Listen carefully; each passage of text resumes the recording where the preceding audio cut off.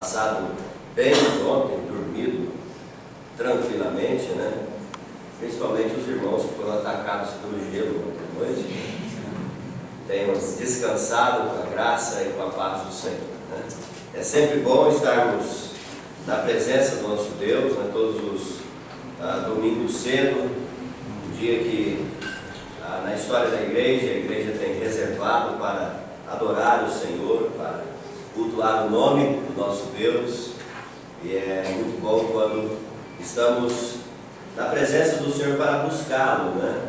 Ontem estava conversando com alguns irmãos e, para ser bem direto, o pastor Natan, e nós estávamos falando como algumas igrejas têm abolido as escolas dominicais, o ensino, e eu acredito grande parte do enfraquecimento na convicção da igreja, da firmeza da igreja, nos princípios fundamentais da palavra. Eu acredito isso, a falência da escola dominical. Historicamente, sempre tem sido um instrumento usado nas mãos de Deus para a ministração da palavra do Senhor, para a participação no conhecimento. Infelizmente, há muitas igrejas hoje que a escola dominical, na sua agenda de vida, já foi abolida, né? Mas é bom quando nós podemos estar aqui, unidos para adorar o Senhor. A nossa igreja ali em Califórnia, que não é nos Estados Unidos, é no Paraná, né? Também já está desde as 9 horas reunido lá também, depois de passar a noite em vigília. O último sábado do mês sempre para nós é o nosso todo sábado, quando todo mês tem quinto sábado, é o culto de vigília. Então eles estão estudando a palavra do Senhor também, é o que nós faremos aqui, né?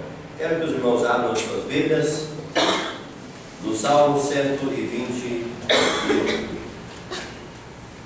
Salmo capítulo 128. Como episódio, eu quero dar a oportunidade a alguém que queira participar da escola dominical também, ler a palavra do Senhor. Alguém gostaria de lê-la nesse momento? Sua irmã, por favor, Salmo 128, leia para nós todo esse texto. Bem-aventurado aquele que teme ao Senhor e anda nos seus caminhos. Do trabalho de tuas mãos comerás, feliz serás e tudo te irá bem. Tua esposa no interior de tua casa será como a videira frutífera, teus filhos como o rebento da oliveira à roda da tua mesa. Eis como será abençoado o homem que teme ao Senhor. O Senhor te abençoe desde Sião, para que vejas a prosperidade de Jerusalém durante os dias de tua vida. Vejas os filhos de teus filhos, paz sobre Israel. Amém. Além da tela, nós temos a tradução que nós tiramos da Bíblia da nossa filha, caçula, uma tradução um pouco mais contemporânea, e que na verdade foi a tradução, vou dizer, que pegou a minha filha para dar a ela gosto por ler a palavra, por estudar a palavra. Eu achei muito interessante alguns termos, por isso está em negrito esses termos ali, que talvez sejam um pouco mais claros e práticos para a nossa vida. Esse salmo é um salmo que fala sobre a família. Se lêssemos o Salmo 127, nós poderíamos vê-lo como o salmo da formação da família, né? Ainda que essas expressões elas possam ser expandidas para tudo que diz respeito à nossa vida, mas tem sido um salmo que na história da igreja, sempre a igreja usa para falar a respeito da família. Se o Senhor não edificar a casa, em vão trabalham os que edificam, né? O Salmo 127. Agora no Salmo 128, nós vemos vamos dizer assim, a expressão prática no dia a dia da vida da igreja, da família, quando a família de verdade, ela coloca Deus como o fundamento e Deus como o agente aí muito ativo na edificação e na formação do lar. Hoje na parte da manhã, nós queremos trabalhar com os irmãos sobre a família na perspectiva de Deus. Esse será o nosso tema, né? Vamos usar essa expressão que procuraremos nortear os nossos pensamentos. E é importante nós sempre lembrarmos na perspectiva de Deus. A família na perspectiva significa a família como Deus a vê. Como Deus a vê. E não poderia ser diferente para nós, os cristãos, porque a própria palavra de Deus, ela nos incentiva, ela nos estimula, nos adverte, para que nós procuremos compreender, conhecer a vontade de Deus em todos os sentidos, né?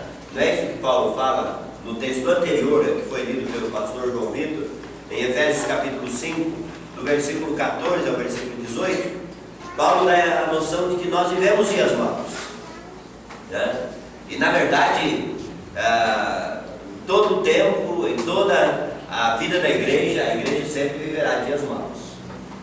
Todos aqueles que querem viver uma vida de acordo com o padrão da palavra de Deus vão enfrentar dificuldades na sua vida, no seu dia a dia, porque nós vivemos num mundo mau. A Bíblia e o próprio Senhor Jesus declarou que o mundo é um mundo mau. E portanto, se o mundo é um mundo mau e nós fomos tirados do mundo, e Jesus diz isso em João capítulo 17, na sua oração pelos discípulos e por nós, no capítulo 15, na sua conversa com os discípulos, quando ele fala sobre a importância de estarem ligados a Ele, né, mantidos em uma íntima comunhão, e Jesus diz: olha, se vocês fossem do mundo, o mundo não amaria vocês. Mas pelo contrário, eu vos tirei do mundo, é por isso que o mundo vos odeia. Então todos aqueles que são tirados do mundo, mas mantidos no mundo, vamos dizer assim, nessa vivência, eles enfrentarão esse problema de viver a vontade de Deus num mundo completamente contrário aos valores e aos princípios de Deus. Por isso que a Bíblia diz que nós não devemos ser nécios, mas nós devemos procurar compreender qual é a vontade de Deus. E por vontade de Deus, nós estamos querendo dizer que é como Deus espera que nós vivamos. Isso é a vontade de Deus, né? Então, quando nós estimulamos alguém, né, para compreender a vontade de Deus, o que nós estamos querendo dizer é como Deus espera que nós vivamos. 1 Tessalonicenses, capítulo 5, alguém abre a sua Bíblia, capítulo 4, melhor dizendo, versículo 1. Eu peço que os irmãos leiam. 1 Tessalonicenses 4, 1. Observe que Paulo fala sobre como viver e agradar a Deus. 1 Tessalonicenses 4, 1. Finalmente, irmãos, nós vos rogamos e exortamos no Senhor Jesus, que como de nós recebeste, contra-maneira, por meio e que viveis a agradar a Deus, e efetivamente estás fazendo, continueis progredindo cada vez mais. A maneira como viveis e procurais agradar a Deus, Paulo diz que vocês progridam nessa direção. Progridam. E aqui nós podemos dizer que há um grande conflito que se instaura na nossa vida como cristãos. Como viver a vontade de Deus convivendo com a nossa vontade. Porque nós somos pessoas dotadas de uma capacidade de querer, de vontade, tá? De escolher, não de livre escolher, mas de escolher, dotados da capacidade de fazermos essas escolhas. E nós somos ensinados desde pequeno, e não apenas nós somos ensinados, mas também a própria natureza pecaminosa opera em nós. Eu estou dizendo por causa que tem uma criancinha pequenininha, que isso já altera nela também, em que há justamente um conflito da imposição da nossa vontade. E agora, quando nos entregamos ao Senhor, nós estamos convivendo com esta necessidade, conhecer a vontade de Deus, né? Paulo fala em Gálatas 5,17, né, sobre a luta entre a carne e o espírito, para que porventura não venhamos a fazer aquilo que é do nosso querer. Romanos também, no capítulo 8, versículo 5 ao 8, também o próprio apóstolo Paulo fala sobre o pendor da carne, o pendor do espírito, como a inclinação, né, para a carne, é a inimizade contra Deus. Essa é a luta que eu acredito que é a experiência comum de todos nós, independente de ser o irmão Gladson como pai, o Breno como filho, independente da irmã Valéria, né, como esposa, todos nós, dentro daquelas questões particulares, nós enfrentamos essa luta. Né? E Jesus nos advertiu em Lucas 6,46, ele mesmo disse: por que vocês me chamam de Senhor e Senhor e não fazem o que eu vos mando? E é interessante que dentro da cultura hebraica, Senhor, Senhor trazia a ideia de piedade, ou seja, eram pessoas que estavam passando uma imagem de piedade, mas esta imagem não encontrava um eco nas atitudes das suas vidas. E é por isso que nós precisamos olhar para a nossa vida e vermos então se nós estamos dentro deste processo que todos nós devemos passar como cristãos, o que diz em Romanos capítulo 12, versículo 1 e 2, né? Que é o processo de renovação da nossa mente, processo em que consiste em que nós tiremos coisas da nossa mente e coloquemos outras, né? Coisas que não são da vontade de Deus, que devem ser tiradas, e coisas que são da vontade de Deus, que devem ser acrescentadas, né? São esses elementos que precisam estar continuamente na nossa própria vida. E é ali em Romanos 12, versículo 1 e 2, que aparece aquela palavra que o apóstolo Paulo disse que nós devemos transformar-nos pela renovação da nossa mente. E a palavra transformar que aparece ali é a mesma palavra que aparece também em Mateus 17, 2, quando diz que Jesus foi transfigurado à vista dos discípulos. É como se o que Paulo está querendo dizer em Romanos 12, usando esses dois paralelos, é o que vai acontecer na nossa vida, quando o processo de renovação da nossa mente se instaura, em que vamos pautar a nossa vida não pela nossa vontade, mas agora pela vontade de Deus, é que também a nossa aparência, vou usar a expressão, né, mas entendo que eu não estou me referindo à aparência física, ainda que eu creio que também tem influências físicas. Já perceberam como o João Vitor ficou mais bonito depois que ele se converteu? Eu acho que isso é uma missão impossível, mas isso pode acontecer, né? Deus opera milagres, é verdade. Então todos nós também, de certa maneira, temos um reflexo sobre o nosso corpo, dessas transformações que acontecem em nós, mas principalmente na área do nosso ser. Quando eu, como marido e esposo, permito que a vontade de Deus, a perspectiva de Deus para a minha vida se instaure em mim, eu acabo me tornando o melhor esposo para Alexandre, o melhor pai para minhas duas filhas, Rebeca e Ruth. Eu acabo me tornando um melhor vizinho para aqueles que estão ao meu redor. Isso são ações da vontade de Deus na nossa própria vida, né? E essas colocações, elas são muito importantes. Por quê? Porque elas mostram como Deus espera de verdade que a sua perspectiva se instaure na nossa vida. E quando nós olhamos para a família, nós vemos que a família, ela sempre foi e sempre teve uma grande relevância dentro do plano de Deus. Ou seja, dentro da perspectiva de Deus, a família, ela tem um lugar muito importante. Os tempos podem mudar, tá? Os contornos também podem se alterar. A forma de vida da família no seu dia a dia também pode mudar, mas nada diminui o valor da família. A família, ela tem um papel preponderante na vida da sociedade. A família é o agente formador de o que nós chamamos de cosmovisão. A família ela tem uma influência sobre o indivíduo, que por sua vez terá uma influência na sociedade em que ele vive. Talvez aqui explica um pouquinho o porquê desses grandes problemas que nós enfrentamos nos relacionamentos sociais.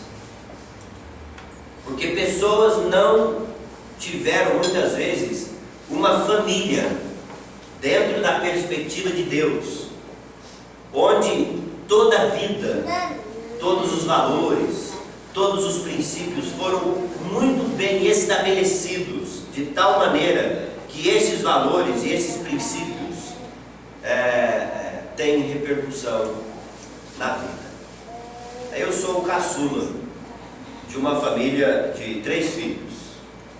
Meus pais foram missionários entre os índios guaranis no Mato Grosso do Sul. Fui criado entre os índios até os meus 16 anos, quando eu saí para preparar a minha vida, ou para ser preparado para servir ao Senhor. Tivemos uma vivência familiar muito intensa, muito gostosa, obviamente, como toda família, com as suas dificuldades. Mas eu aprendi o que é família dentro da visão de Deus. Eu aprendi o que diz o Salmo 128, quando fala no versículo 3, a tua esposa no interior da tua casa como videira frutífera, os teus filhos como rebentos da oliveira à roda da mesa. Dentro da nossa agenda familiar, nós tínhamos o nosso tempo como família ali em volta da mesa, para lermos a Bíblia, para orarmos juntos, conversarmos rapidinho sobre princípios que estavam ali no texto, antes de todos se debandarem, e cada um para o seu lugar para fazer as suas atividades do dia a dia. Hoje tenho uma convivência muito gostosa com os meus irmãos, com os meus pais, porque isso me leva lá atrás, aquele momento em que a minha personalidade, o meu caráter estava sendo formado, e eu tive uma família que me deu essa visão da vida, que é a cosmovisão. Ela me deu essa forma de ver as coisas, mas não como era a formação do meu pai, mineiro, a minha mãe, capixaba, não, pela formação bíblica. Esse é o nosso ponto de convergência. Eu sou paranaense, filho de mineiros, criado no Mato Grosso do Sul. Pode imaginar então que mistura boa aí, Talvez aqui tenha alguns irmãos que vieram do norte, nordeste, outros são carioca, outros vieram do Rio Grande do Sul, vieram de outros lugares. Qual é o nosso ponto de convergência? A palavra. A palavra é o nosso ponto de convergência. É na palavra de Deus que nós temos a perspectiva de Deus.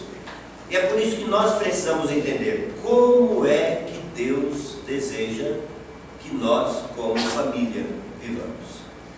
Porque é justamente ali na família, é o ambiente onde os valores morais e éticos, eles serão formados. É ali na família. É na família onde a pessoa se sente amada. E ser amado é o maior ou a maior necessidade do ser humano. Sentir-se amado.